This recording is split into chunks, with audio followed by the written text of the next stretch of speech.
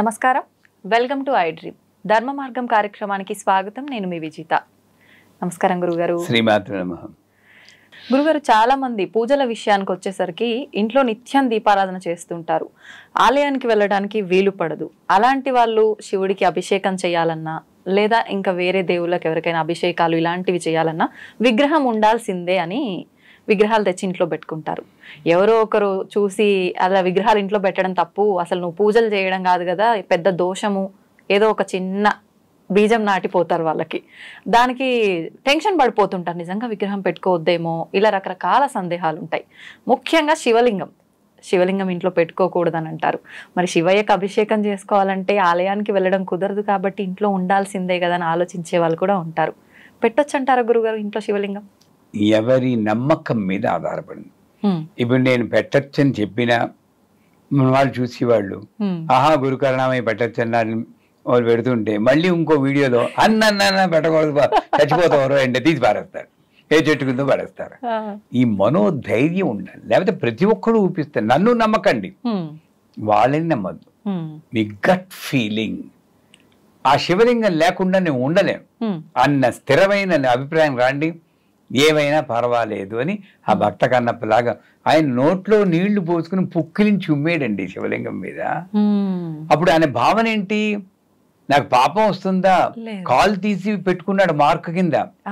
ఎక్కడా భావం లేదు. నా శివయ్య కంట్లో రక్తం కారుతోంది, నా శివయ్య బూజుపట్టున్నాడు.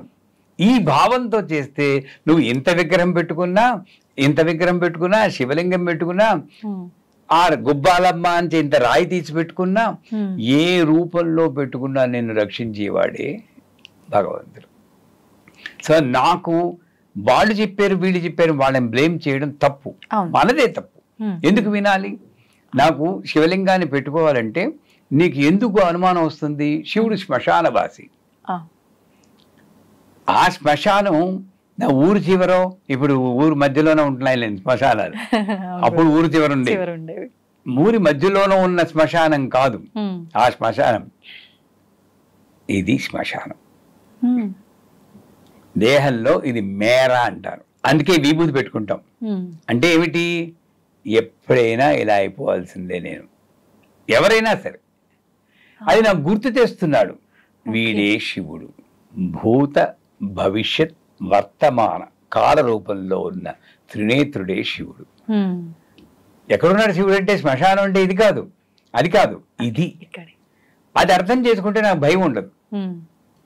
చెప్పేవాడు శ్మశానంలో ఉన్నాడు, కోపంతో గంతులు వేస్తూ ఉన్నాడు, మనకి భయం శివుడు అంటే. పోనీ మీరు చెప్పారు ఆలయానికి వెళ్తున్నారని, అక్కడ కూడా వెళ్ళకపోతే ఆయనకైనా కోపం వస్తుందని వెళ్ళి వాళ్ళు చాలా మంది ఉంటారు. వెళ్ళాక ఆ ప్రసాదాన్ని మళ్ళీ ఇంటికి తీసుకురాకొద్దా?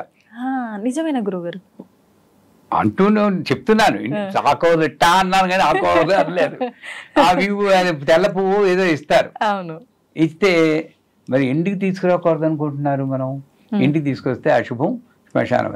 అది తీసుకెళ్లి నందీశ్వరుని పెడతాడు. అంటే వాళ్ళు పోయినా పర్లేదు, సాడిస్టిక్ ఫీలింగ్ కదా, లాజికల్ గా నువ్వు ఏం చేయాలి? తీసుకెళ్ళి బయట పడేయాలి. నంది మీద పెడితే ఆయన ఇవ్వాలి పాపం. అది ఏం చేయదంటే ఇంటి బయటికి మరి ఎటు చూసినా నువ్వు మనం చేసేది ఎక్కడో ఫాల్ట్ ఉంది. అంచేత ఇక్కడ ప్రాబ్లం ఏంటంటే ఇంట్లో చేసుకుంటున్నానా, వీధిలో చేసుకుంటున్నానా, ఆన్లైన్లో చేసుకుంటున్నా, అది కాదు ప్రాబ్లం. శివుడు అంటే నాకున్న కాన్సెప్చువల్ ప్రాబ్లం, ఇది మా మూలం. దీనికి ఎవరూ కర్తలు కాదు, మనమే కర్త. శివుడు శ్మశానవాసి. శివలింగము అనేది తాంత్రికంగా వేరే అర్థాలు ఉంటాయి, కొన్ని చోట్ల కొన్ని చెప్తారు. అంటే ఆడవాళ్ళు శివలింగాన్ని ముట్టుకోకూడదు, అది పరపురుషోత్త సమానం, అలా ఇస్తారు నిర్వచనాలు. దాని గురించి మనం వెళ్ళకూడదు, తిట్టేస్తారు. అందుకని అలా చెప్పి శివలింగాన్ని ముట్టుకోకూడదు అంటారు. అసలు ఇంకొంతమంది శివలింగానికి అభిషేకం చేయకూడదు, రుద్రం చదవకూడదు, ఆడవాళ్ళు ఏం చేయకూడదు. ఇదేదీ కాదు.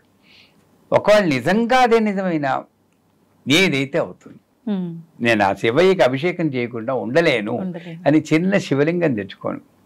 యాక్చువల్గా చెప్పాలంటే శివలింగంలో పానబట్టం ఉంటుంది.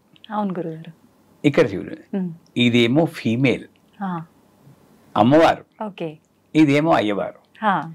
దాంపత్యాన్ని అభివృద్ధి చెందించేదే శివలింగం. శ్మశానం అనుకుని మానేస్తున్నారు మన వాళ్ళు. అవును. రెండూ కలిసి ఉంటాయి. ఇక్కడ అమ్మవారు ఉంటారు, అక్కడ ఏవో ఉంటారు.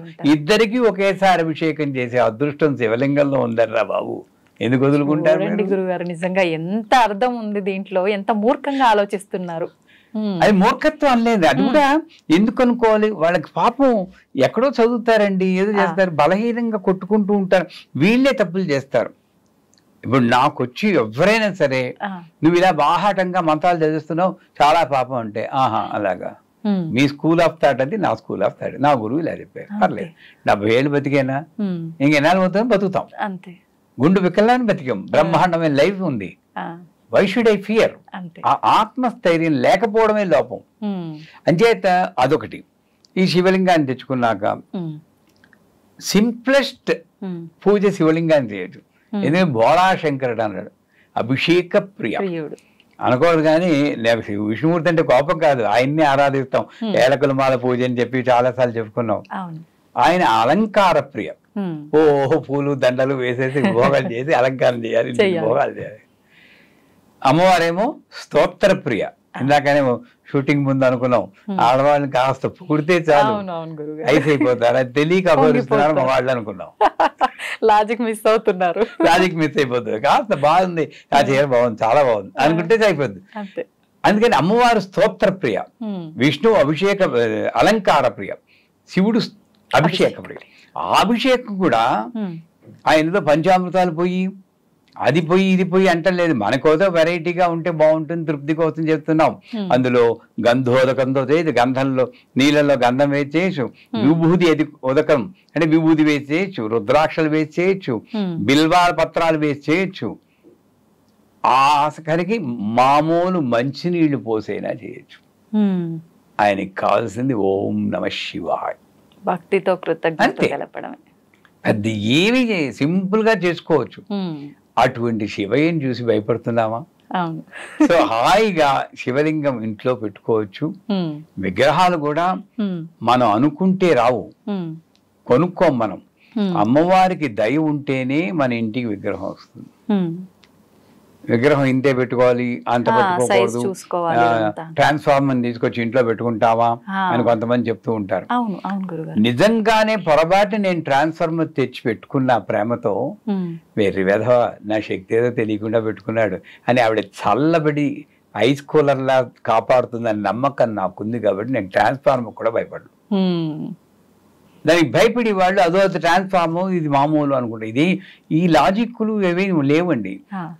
అంతా ఆవిడే చేస్తుంది అని అనుకున్నప్పుడు, ఈ మాట్లాడించింది ఆవిడే అనుకున్నప్పుడు మనకి ఏది కాకపోతే అక్కడ ఒకటి ఉంది, ఇంత పెద్ద విగ్రహం పెట్టుకుంటే నాకు 4 కోట్లు వస్తుందని 10 కోట్లు వస్తాయి అలా చేయకూడదు.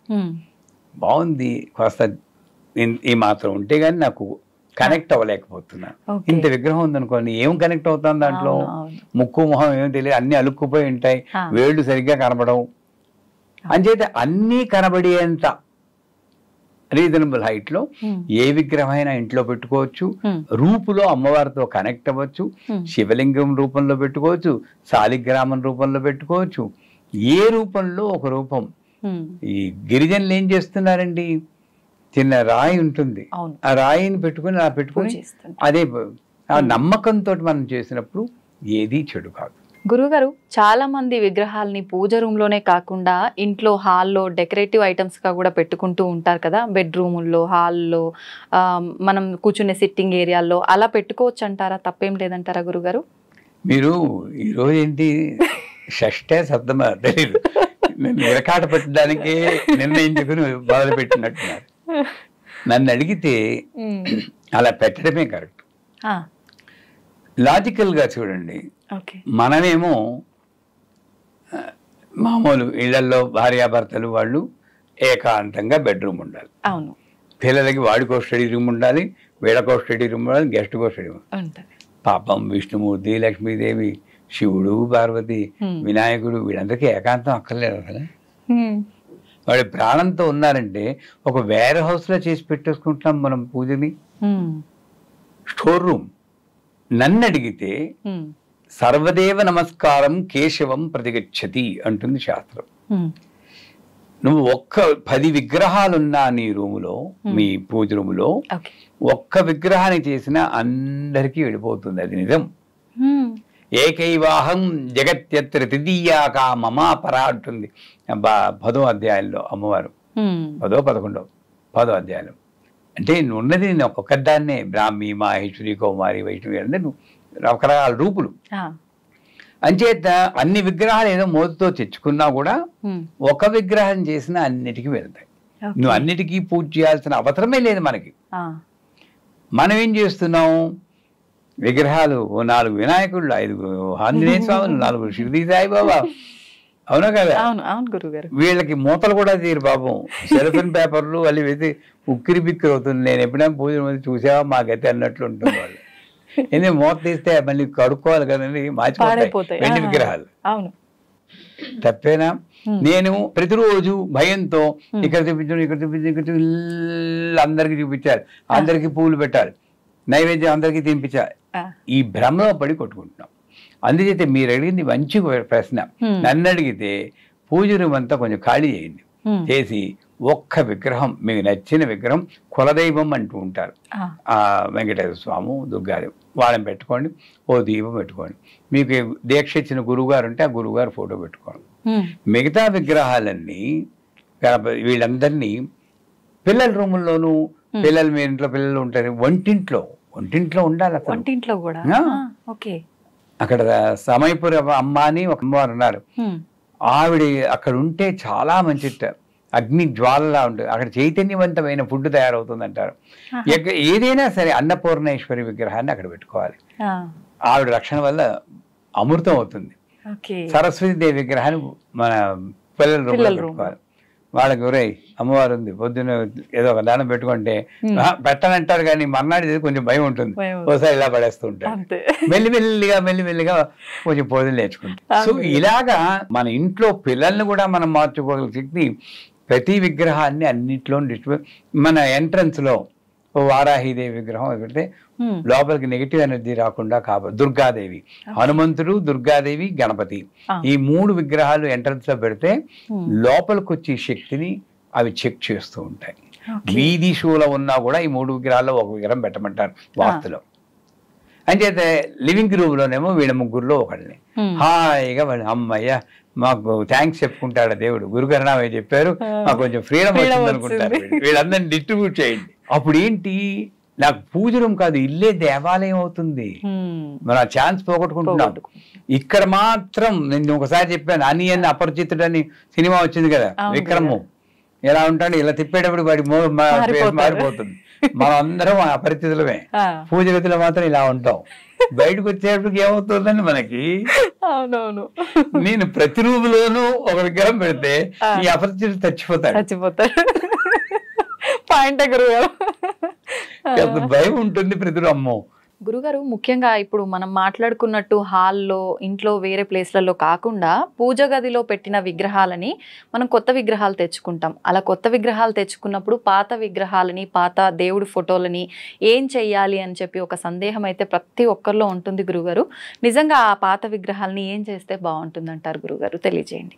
నేనేనిదంటే ఏదో యాదృచ్ఛికంగా ఓ చెయ్యో కాలం విరిగిపోతుంది అనుకోండి, ఆ విగ్రహానికి న్యాయంగా విశాఖపట్నం వెళ్ళారా ఎప్పుడైనా? అక్కడ కనక మహాలక్ష్మి గుడి ఉంది. ఈ 2 చేతులు ఉండవు, మామూలుగా మొండిగా ఉంటుంది. ఎందుకని గురుగారు అలా? అది ముస్లిమ్స్ కాలంలో వాళ్ళు దొంతం చేశారు. 2 చేతులు, చెయ్యి అంగవిహీనంగా ఉంటుంది. మరి అలా పూజలు బ్రహ్మాండమే. అక్కడ పూజ చేస్తే ఇంక కోట్లే మీకు. చాలా బాగుంటుంది, మంచి శక్తివంతం. మరి ఆవిడ చేస్తున్నారు. మన ఇంట్లో విగ్రహం ఒక వేలుకు వచ్చో ఇలా అయినా ప్రారంభిస్తున్నాం. ఎక్కడో తేడా ఉందా? ఎక్కడ మన ఆలోచనలో తేడా ఉంది. ఆలోచనలోనే తేడా ఉంది. పూరి జగన్నాథ విగ్రహం కూడా పూర్తిగా పెద్ద ఏం కనబడదు.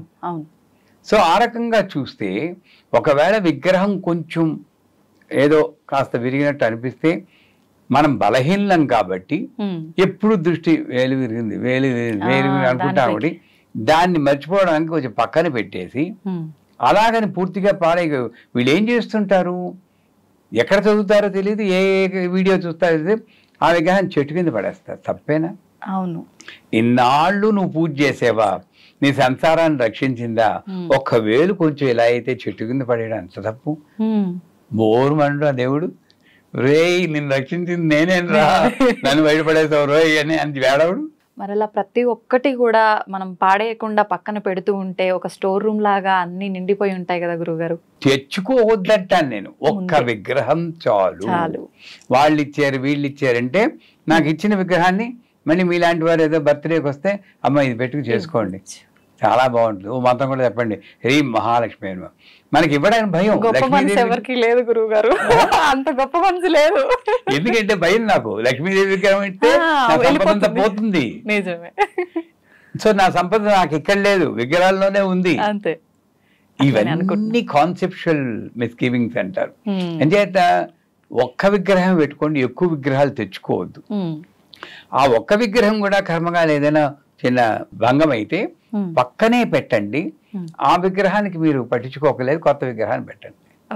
అంతేగాని బయట పారేయద్దు. ఆవిడ ఇంట్లో ప్రధాన దేవత, ఇంటికి అధిష్టాన దేవత, ఇంటి యజమాని. యజమాని ఎలా తరుగుతామమ్మా? చెట్ల కింద విగ్రహాలు, ఫోటోలు అన్ని పడేస్తూ ఉంటారు. చాలా భయంకరమైన పాపం అది నన్ను అడిగితే. ఎవడు ఇన్నాళ్ళు రక్షించాడో వాడిని కారుణ్యం లేకుండా పడేస్తాడు. అంచేత విగ్రహాలు, కొత్త విగ్రహాలు అసలు తేవడమే తప్పు. కొత్త విగ్రహాలు ఎందుకు తెస్తున్నారు? ఇది బాధపడిపోయింది అని కాదు. కొత్త విగ్రహాలు ఎందుకు తెస్తున్నారు అది రీజన్. లేదు ఇది విరిగిపోయింది, ఓకే, వ్యాలిడ్ రీజన్. అప్పుడు ఆ విగ్రహాన్ని అక్కడే పెట్టి కొత్త విగ్రహాన్ని ఇక్కడ పెట్టుకోండి. మళ్ళీ దానికి పువ్వు పెట్టాల్సిన పని లేదు. మీకు అంతకీ మైండ్ ఇదైతే పూరిలో 12 ఏళ్లకోసారి ఆ శక్తిని తీసి ఇంకో విగ్రహంలో పెట్టేస్తారు. మీకు తెలుసా? విన్నాను గురుగారు. ఈ పాత విగ్రహాన్ని తీసి శ్మశానాన్ని తీసుకెళ్ళిపోతారు. అక్కడ భగవంతుడికి శ్మశానం ఉంది, అక్కడ పెట్టేస్తారు. ఈ విగ్రహం ఇంకా దీంట్లో శక్తి లేదు. పోనీ అదేదైనా మీకు తెలుసుకుని ఈ పాత విగ్రహం ఉన్నది మయా ఆవాహితేభ్యో సర్వదేభ్య దేవతాభ్యం అని చెప్పి ఇలా చూపించి దీంట్లో ప్రవేశించుగాక అని చెప్పి మైండ్ దాంట్లో సెట్ అయిపోయి ఇంకా అది మామూలు వేగి అలాగనే చేసుకో, ఏదో చేయండి. కానీ విగ్రహాన్ని మాత్రం, పాత విగ్రహాన్ని బయట పారేయకూడదు.